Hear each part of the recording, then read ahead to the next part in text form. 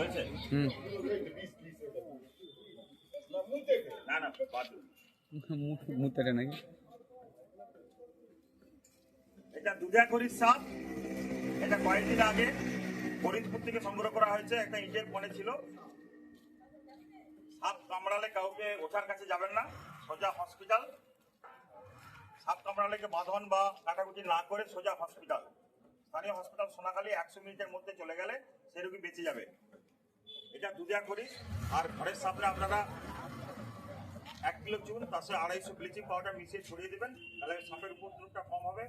আর বাড়িতে ন্যাপথলিন দিয়ে দেবেন বিছানায় বা বেডরুমে, সাপের উপদ্রবটা কম হবে। আমরা রেস্কিউ করে আমরা এই সাপটিকে গভীর জঙ্গলে ছেড়ে দেবো। সাপ বাঁচিয়ে রাখার প্রয়োজনীয়তা আছে। সাপের বিষ থেকে অনেক রকমের ঔষধ তৈরি হয়, তাই সাপকে মারা উচিত নয়। এটা এই কস্টিউম